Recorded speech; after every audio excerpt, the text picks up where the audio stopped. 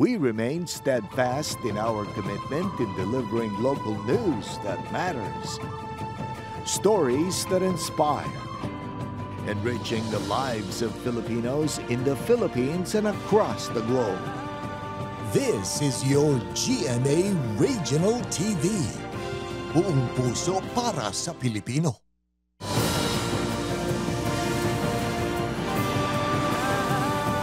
Ini ang GMA Regional TV 1 Western Visayas.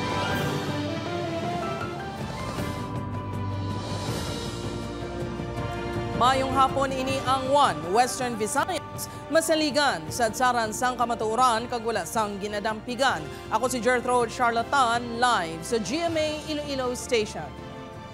Mga dulong sa inyo sa pinakadako kag komprehensibo nga mga balita sa Bisaya nakatungdan. Ako sa Eden Prietos, live diri sa GMA Bacolod Station.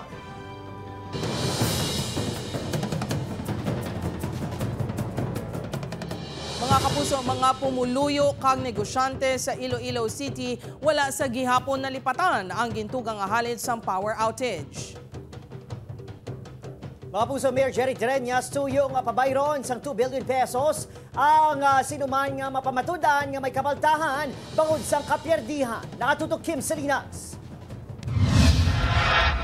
Matapos ang isa ka semana sa nagluntad ng power outage sa isla sang Panay, preska sa gihapon sa una-una sa mga Ilonggo ang kabudlay kag halit nga dala sini.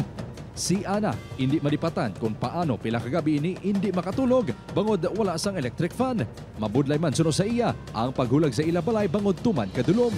Tama ka ginote ka matulog kang pagkagam tapos wala pa mga charge cellphone mo tapos hina ang signal sa tumatan. Tanin din lang to maliwat. Isa man sa mga apektado amo ang mga negosyante. Sa ini nga laundry shop sa Haro wala maka-operate sa maayo bangod sang blackout.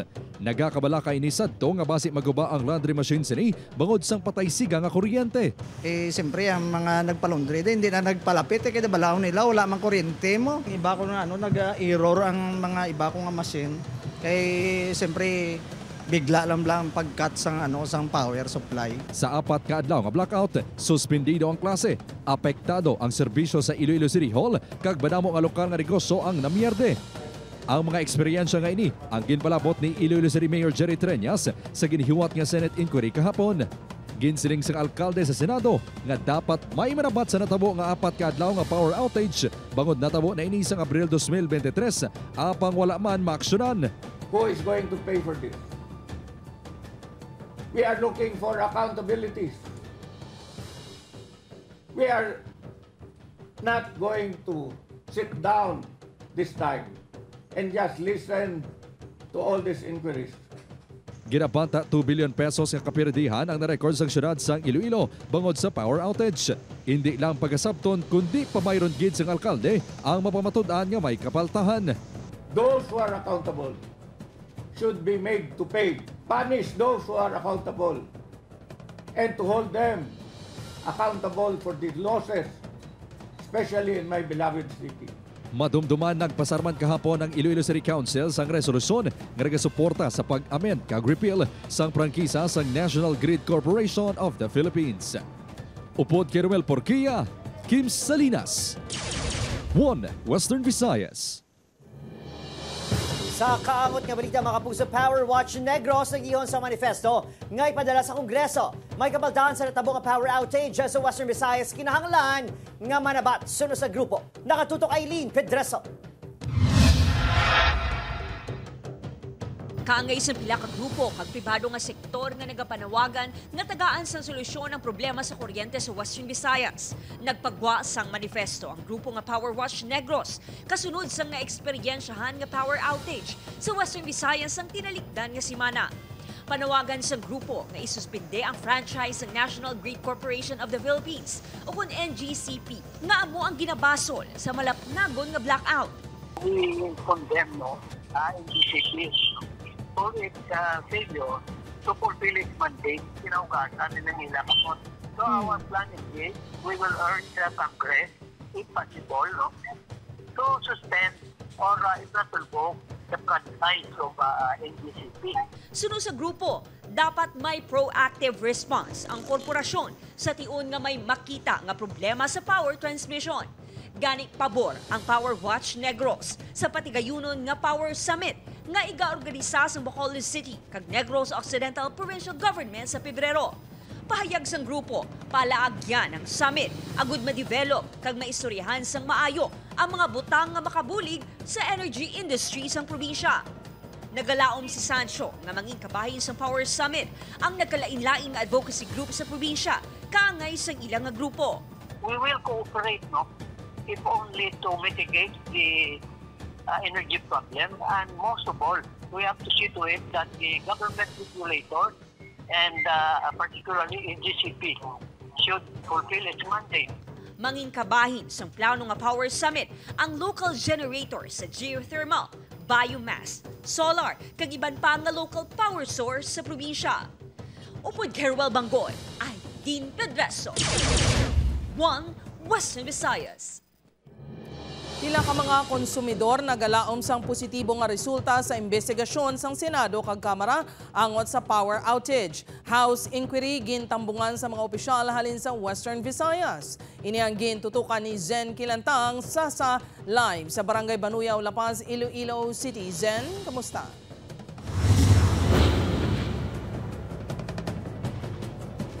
Jerk, maid-id nga gintalakay sa Kongreso ang nagluntad nga power outage sa Panay Island, bagay nga ginakalipay sang mga na-consumer.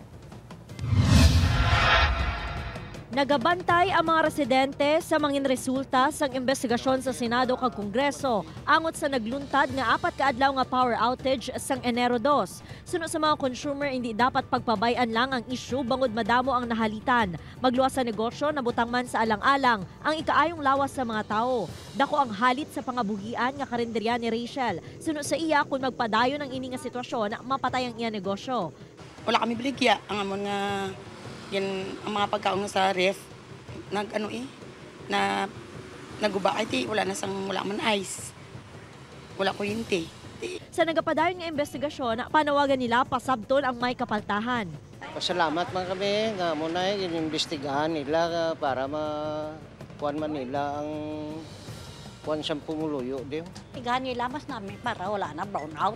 O ay na blackout, lululoy man ang mga tao nga ay generator mo. Kahapon natigayon ng Senate hearing, samtang subong adlaw ginhiwat ang hearing sa House of Representatives nga gintambungan sa mga kongresista sa Western Visayas. That they promised to comply and to finish within the set date. But now here we are again for the second time around and we lost billions of pesos. The Ilonggo people would also like to know who is or are accountable, and more importantly, what fines or penalties can be imposed against these individuals or entities. We look to the NGCP for system integrity and stability.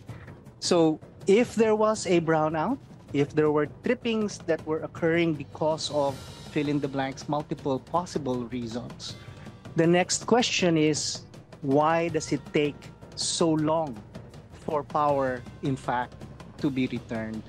And what kind of contingency plans can be put into place and properly funded if short-term and long-term solutions need to be found? Aside from NGCP and the generation companies, we also want to hear and see and find out from the government agencies, in particular the Energy Regulatory Commission, the DOE, and PEMC-ECO, if during the course of the year, during the course of your independent investigation, na kayo-kayo lang, meron na ba kayong na-issuehan ng notice of violation, na-imposan ng penalty? Because I can't believe that for a period of almost a year, wala tayong resolution from the government agencies that are supposed to oversee the energy industry. Nagpahayag man sang sentimiento ang pila ka local chief executives. January 4 pa po na fully restore yung power sa Boracay pa lang yon. And yung isa po naming na-experience, especially sa NGCP, is wala po silang proper coordination po, especially to the local government. There's no communication po sa amin na na-establish. Two things: the perfection of the management of the national grid and the completion of vital infrastructures like phase 3 of the Cebu-Negros Panay backbone together with other facilities and substations. May pasalig ang NGCP. In fact, we have already started the implementation of the project, even if this has still to be approved by ERC. So with that, that would already strongly indicate our eagerness to finish the project ahead of time. So as to the request whether we can finish the project earlier than the original target date, we will revisit the timeline if we can compress some activities in order to finish the project. We are willing to sit down with the cooperatives on this matter.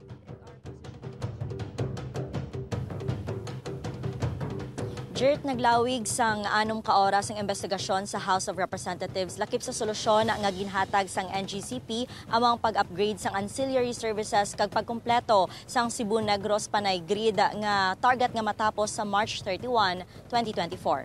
Jert? Madam Ugid nga salamat sa update. Zen Kilantang, Sasa.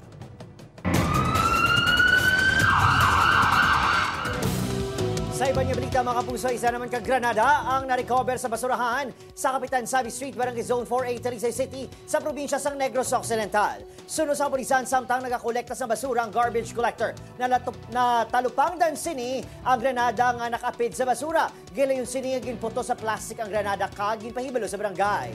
In-turn over sa Explosive Ordnance Disposal Team ang Granada. Padayon pang inausisa sa kapulisan kung sino ang posible nagbilin sang Granada sa lugar. Hindi pa maestablisyar sa kapulisan kung pagpamahog ang rason sa pagbilin sa Granada. Sige kapitan, kay Dr. Way mula sa kamong bilang nga barangay. Dali nga mo lagi siguro nga nahapoy lagi sa ditong area. Malapit 8 million pesos nga balor sang suspected shabu na recover sa buy-bust operation sa Iloilo City proper. Supply ginaligar nga ipalapta sa tion sa Dinagyang Festival. Ini ang gintutukan ni John Sala. Nagtupa gid sa kamot sa mga kapulisan ang duwa ka mga ginakabig high-value individual si Sanday alias Erwin, 28 anyos, kag alias Kim, 40 anyos, nga lunsay taga-distrito sang Lapas. Sagin ka sa drug buy-bust operation sa Barangay Malipayon, Delgado, Iloilo City proper. Nakuha sa mga sospek ang 36 tanan ka sa shays ang suspected shabu nga nagabalor sa masobra 7.9 million pesos. Duwa ka bulan niya ginmonitor ang mga ini antes ginkasa ang operasyon. Ginapahayag nga natalan ang kuntaning i-distribute ang mga supply sa nagahilapit nga Dinagyang Festival. Ini na-expect na naton nga ining stock is in preparation for our Dinagyang Festival. Kag mas mayo nga ato nakuha kag wala na nagkalat pa sa mga streets. Suno sa kapulisan, budigero sa ila source ang mga subject kag diriman sa syudad sang Iloilo, ginabaligya ang ila mga supply. Ginatudlo nga naghalin pa sa Luzon ang supply sang duha. Dito pa lang niya sa Luzon na may information na ang RPDO nga may ara idulong diri sa Region 6. So mayo ang intelligence monitoring naton. Bangod sini maluwas sa hugot nga pagbantay sa mga pantalan sa syudad sang Iloilo nga mayor nga ginaagyan sang illegal drug shipment gikan sa luwas sang rehiyon. Ginapahugot man sa kapulisan ang ilang koordinasyon sa mga nagkalain-lain nga intelligence team. Ang mga impormasyon nga nag-gather sa kasi unit gina-share with other units. And we have seen in the past months nga hindi lang sa Iloilo City nagko-recovery. In fact, in other provinces, makita natin nga ang recovery sa illegal drugs. Upod kay Hans Disciato, John Sala. 1 Western Visayas. Duha ka puloy-an na sunog sa barangay Sambagharo. Isa sa mga pamilya nga nasunugan doble ang kasubo kay pati ang ginsupot nga inugasto kuntani sa bunyag sang ila bata na dalaman sa pagkasunog. Ini ang gintutukan ni Kim Salinas. Makitaan sa video ang pagdabadawas ang kalayo kag pagtupok sang duwa ka mga balay sa barangay Sambagharo, Iloilo City kay inapasado alas 8 sang aga. Si John Nelin, aga pa sang gidulong ay mga kabataan sa eskwelahan kag nagpauma sang makapauli. Nakibot nga nasunog na ang iya balay. Sa uma ko sir nagalin tapos papuliin ako pag abot ko sa piyak nakita ko nga may aso na nagdalagan ko di balay ko nagalit na sunog. Naubos man kuno gabot ni John Nelin ng saksakan sang tanan nga appliances antes ini maghalin sa balay. Nagahilibio naman si Sheila sang wala na sang mahimo kundi ilang tawon ang pagtupok sang kalayo sa iya balay. Suno sa iya, nadala sa sunog ang 30,000 pesos nga ginasupot sini para kuntani sa bunyag kag birthday sang iya nga bata. Bago ka lang nag-renovate bala sang imo salon nga magtapan para lang lagaw-lagawa ka bata mo nga gamay, wala na, tunaw na. Kwarta ko to tago, tadi tigana ko pa to sa birthday kag bunyag ka bata ko. Tiwaay na. Nagpalabot naman sang bulig ang barangay sa mga nasunugan. Mga bugas goro, kag mga bayo. Iti iban wala na sila bilin bayo mo. Santo sa report sang Bureau of Fire Protection Iloilo City, 2 ka balay ang totally gutted samtang 2 ang partially. 4 ka pamilya ang apektado. Ginabanta 252,000 pesos ang ginbilin nga danyo sang sunog. Panayon pa karon ang investigasyon sang BFP sa gintunaan sang sunog. Upod kay Romel Porquia, Kim Salinas. 1 Western Visayas. O di na, pila ka mabiktima sa sunog sa Bacolod City. Sang tinalikdan niya bulan, wala pa sa yapon makabaton sa ila financial assistance. Bacolod City LGU nagpatag. Yaring balita nga itong gintutukan. Napanas ng kalendaryo sang 2023. Nagpinalupok na sa New Year kag natapos na halad sa ila regalo ang 3 Kings. Apang tabang ayuda para sa mga nasunugan sa tinalikdan ni Disyembre. Ang wala pa, nagtupa. Ang mga nagahula sang ayuda, amo ang mga nabiktima sang separado nga sunog sa Barangay 29 kag Barangay 1. Isa sa mga totally damaged ang balay, amo ang pamilya Descalzota. Nagdangat sa 50,000 pesos ang ilan na utang para sa trapal kag atop sa balay nga nasunog. Nagapaabot yung taning mga ini nga mabato ng 15,000 pesos sa financial aid gikan sa Bacolod City LGU. Palaligban sa pamilyang sitwasyon sang 93 anyos sa si Lola Dominica. Mangayo kami tani bulig eh.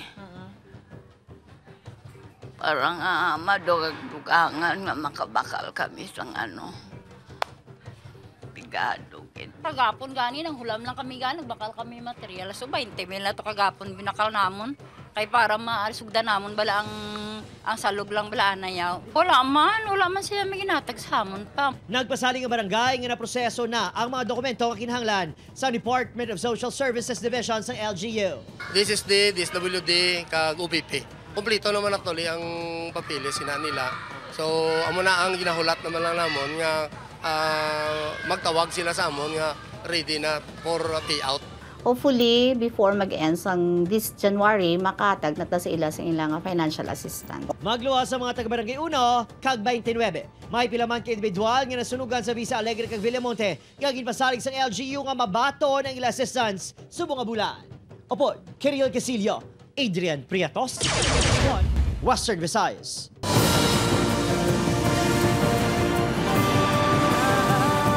Ini ang GMA Regional TV 1 Western Visayas.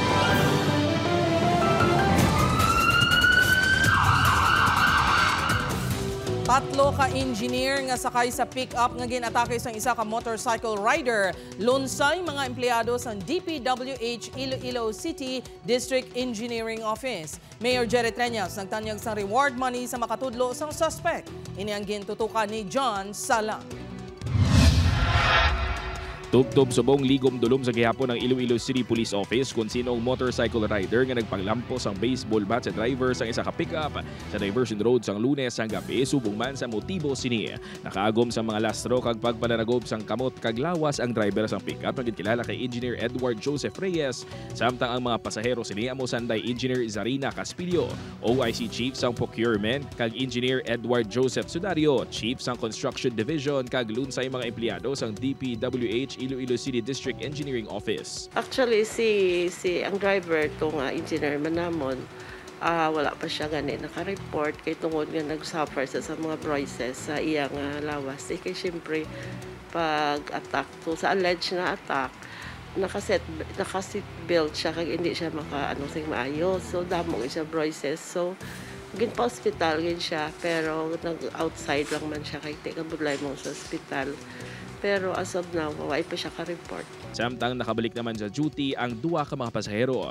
Mismo ang tagdumalahan sang DPWH Iloilo City ang wala man sang ideya sa motibo sang krimen kag sa posible kahilabtanan sini sa ilang mga obra. Bangod lunsay wala man sang may nabaton nga pamahog ang mga biktima. Bangod sa insidente, nagtanyag naman sang reward money si Iloilo City Mayor Jerry Treñas nga 50,000 pesos para sa makatudlo sa sospek nga tubtob subong at large sa gihapon. Nag-istoryanay kami nag-offer 50,000 pesos to those who will be able to give sa pulis ang identity sa suspect. Hindi pa man matumod tubtob subong kung road rage gid man ang gitunaan sang paglampos o kung posible may mas madalom pa nga rason. Posible pagpamahog, posible may prior na nga natabo sa ila, no? So we are still we're still conducting investigation. Upuan kay Hans Dishato, John Sala. Buana, Western Visayas. Kapuso sa Bacolod City naman na preso ang duha ka himataas sini nakuhaan sa masobra 1 million pesos nga balor sang illegal nga droga. Samtang sa Silay, Negros Occidental, ginapatihan na gabaligya sang illegal nga droga sa tunga sang Lawod. Arestado. Nakatutok Aileen Pedreso. Mas sobra 1 milyon ka pesos nga balor sang illegal nga droga ang na-recover sang kapulisan sa ginpatigay nga drug buy-bust operation sa sitio Dakutan Dako, Barangay Mambulak, Silay City. Subject sang operasyon si Elmer Abela Jr., 42 anyos, nga ginakabig isa ka high-value individual sa kapulisan. Sino sa Silay City Police, si Abela ang nagasupply sang illegal nga droga sa mga nagkaladakpan nga drug personality sa syudad. Dugang sang kapulisan, ginagamit nga front sang subject ang pagkamangingisda sini kag nagtukod sang balay-balay sa tunga sang Lawod sa diin ginapatigay ng illegal nga transaksyon. Layo siya sa shoreline eh. Kaya ang hambal sa aton nga source mas gadugay siya big mag-standby dira sa sa dinimo nga balay-balay compare nga mangisda siya. Dadakpan man sa operasyon ang duha ka 16 anyos nga minor de edad nga amo ang ginatudlo runner sang suspect. Amo ginamamang i-target ang aton nga mga mangingisda pati mga tricycle driver nga mga sa una sa kandakpan ta ma'am. Sa Bacolod City, balik presuhan ang 24 anyos nga si Christian Gayoso, isa ka high-value target sang nakuhaan sang 1,067,000 pesos nga balor sa shabu sa operasyon sa City Drugs Enforcement Unit sa Araw Relocation Site sa Barangay Vista Alegre. Depensa sini, nasalaan lang siya bangod sang iya utod nga involbado sa iligal nga buluhaton. So, bilang ba sir ako lang nagbulo sir? Na damay mo ito sir, kaya nagsabay mo sa batata ko. Ang utod sini sa Iloy nga si Lance Bawiga, kagbayaw nga si Jason Bison, ang gindakupman. Parang tabragway pa, kami tatanaw yung barkada ko, kay Bao yung sildo. Nung sir ay nakibot lang yan. Ginapakamalaot sang kapulisan ang iligal nga buluhaton sa pila ka mga pabahay beneficiary nga ginahimo ruruan sang droga ang relocation site. Kay subong kay na-relocate sila, posible dalaman nila sa ila lugar kung sa din sila subong. Masamit na dalag ko ang recovery sa illegal nga droga sa lugar. Upod kay Ruel Bangoy, Aileen Pedreso, 1 Western Visayas.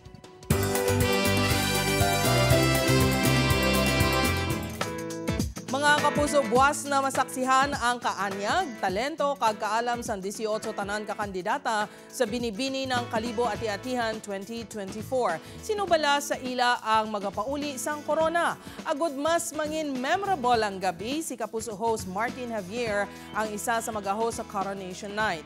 Ara man syempre para magdala sang kasadya kag kalingawan sanday Andrea Torres kag Rocco Nasino. Karina buwas, 7 p.m. sa ABL Sports Complex sa Kalibo, Aklan. See you there mga kapuso! Samtang mga kapuso, aripagid buwas ng Kapuso Fiesta sa Kabangkalan City Public Plaza alas 8 inas ng gabi kag makabanding ang cast ng Asawa ng Asawa Ko. Get ready magupod sa dance moves ni Raver Cruz. Si Martin Del Rosario magadala sang kilig. Siyempre, bantayan man ang surprise performances sa Lina, Canday Lizelle Lopez, Jennifer Maravilla. Makifiesta kita sa Sinulog sa Kabangkalan 2024. See you there, mga kapuso!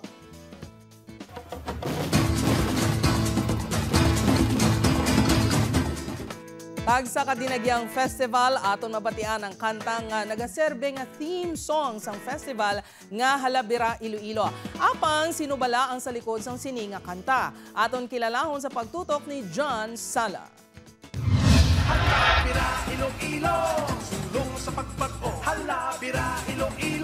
Sino ayhan ang wala nakahibalo sang ininga kanta nga kuntiun gani isang dinagyang festival nagasigabong sa mga sound system sa palibot sa syudad sang Iloilo, ang Halabira Iloilo. Halabira Iloilo, sulong sa pagbago. Halabira Iloilo, matahog nga banyo ko. Halabira Iloilo, ipabugal ang ngalan mo. Tatanan nga panahon, ikaw ang palanggaon. Apang, kilala nyo bala kung sino ang tingog kag composer sa likod sang siningakanta? Mga kapuso, meet Dante Beriong, singer, composer, artist, kag sa karon, board member sa probinsya kang Antique. Nakilala ka sa madaming buluhat ng imong nga hinagyan, ang imong kasadyahan, padayon ng inapasidunggan. Halabira Iloilo, sa pagbag, halabira Iloilo, at ang nabanwak. Halabira Iloilo, ipabugal ng ngalan mo. Sa kanyang anak mo, itawag. Actually, ang gamit kong instrument sa Halabira Iloilo was just a guitar. Gitara lang to, Sir John. Ang gitara na to, wala ko ba nadala to, ginulang ko lang to si Stante sa may Mary Mart. Apisar nga Antiqueño, bangod sa iya gugma sa patagsang musika kag kultura. Natigayon nga madihon sini ang kanta para sa dinagyang festivals ang early 2000s. Master Romel Chu, who used to work with DJS before, dila sa Mary Mart, who was also a composer and an arranger himself. We collaborated. Pagluwas sa Halabira Iloilo, siya man ang talento sa likod sa mga theme songs sa Binirayan Festival nga Binirayan Kruhay, Manggahan Festival, Mauli gid ako sa Antique, kag Mabuhay ka Pilipino. So, regardless of what we write or what we create, it has relevance always in the lives of people. Upood kay Hans Desierto, John Sala. 1 Western Visayas. Mga kapuso, 22 pesos nga presyo sa kada kilo sang humay, bastante na suno sa pila ka mga mangunguma. Apang posibilidad nga liwat ipatuman ang SRP sa presyo sang bugas, ginakabalakan sa mga mangunguma. Ini ang gintutukan ni Kim Salinas. Makayuhum-yuhum na ang pila ka mga mangunguma sa Leganes, Iloilo. Bangod wala ginakulang ang ila kita subong. Inibangod, yara sa 22 pesos ang baklanay sang humay. Para sa ila, makatrespaser kag makagulugin niyan sila kung amoy niyang presyo sang palay. Makasarang na inibayad sa abono, pagpaarado kag sweldo sa mga tinao. Kung 22, okay na. Eh, kung magnaba pa sa 22, wala ka na, may ka na ginansya kong gida. Kung maayo ang tubas mo, siyempre dako man kung makatubas ka bisa sobra sa gatos, ginansya ka naman mga 20 mil. Apisar maayo na ang 22 pesos, hindi sa gihapon sigurado nga dako ang ginansya sa mangunguma, bangod aga depende ini sa ila patubas. Galakat subong, garing ang panabason, kadako gid ang nadula. Di kundi perdi mangyapon mong mga waya-waya, mga insekto mga piste sa umay. Sa karon, hindi magnubo sa 50 pesos ang presyo sa bugas sa mga merkado. Bangod sini, una na nga nagpabutsyag ang Department of Agriculture nga may posibilidad nga mag-issue sila liwat sang suggested retail price sa bugas. Bangod sini, nagakabalaka ang mga mangunguma nga magamay ang kita nila bangod barato naman ang bakal sa ila sang humay sang mga millers. Hindi ko magnubo, perdi ka katama gina. Basi kung panabaan naman ni Marcos na sa 20 lang, siyempre, paano na? Hindi, perdi ang mangunguma. Tiyan mo na kani, ano naman basi mapigado ano man mangunguma sini, kung magnubo. Upod kay Romel Porquia, Kim Salinas. 1 Western Visayas.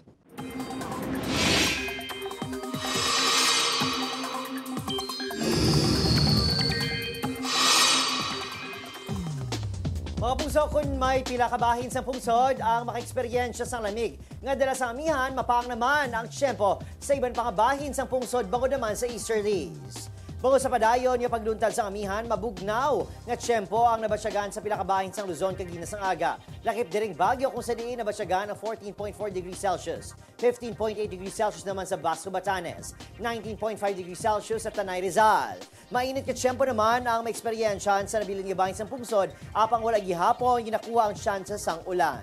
Base naman sa datos sa Metro Weather, may pag-ulan sa Aklan, Capiz, subong man sa pinakabayan sa Iloilo kag Negros provinces. Mahinay, tubtob kasarangan ang mga lapta-lapta naman ang pag-ulan. Kapuso, manginhanda kag mag-monitor sa update sa Pag-asa Bangod, posible man ang localized thunderstorms.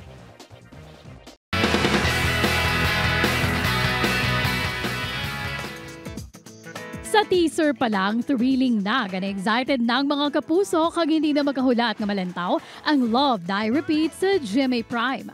Magalibot ang istorya sa love story ni Bernard, karakter ni Sian Lim, kag Angela nga si Jeneline Mercado nga mangin puno sang pagtilaw. Ilabi na pagabot sa paglagas sang oras. Ano ba lang feeling nga mabalikan ng mga natabo na? Bantayan mga kapuso ang Love, Die, Repeat, 8:50 p.m. Umpisa sa January 15 sa GMA Prime.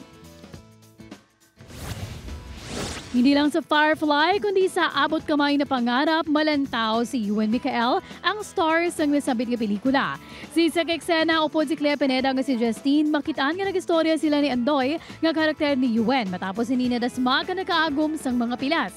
Na-excite naman syempre ang netizen sa mga eksena hanggang nag-wish nga mas madamo pa sa mga eksena ang child actor sa award-winning afternoon series. Samtang yari naman ang mga eksena nga di mo dapat mamiss sa Black Rider. Subong nga nabutang na sa italita lang kabuhi ni Elias, sino ba lang maabot para buligan siya? Ang iya sekreto bilang si Black Rider, mabulgar na bala, ina kagiban pa nga mas maaksyon nga eksena, bantayan sa Black Rider sa GMA Telebabad pagkatapos ng 24 oras.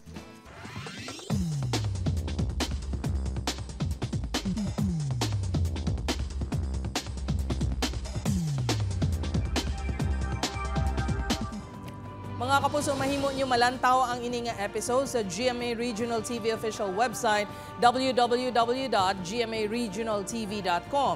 Kag pwede man mabisita kag i-click ang subscribe button sa GMA Regional TV official YouTube channel para sa mga updated nga balita.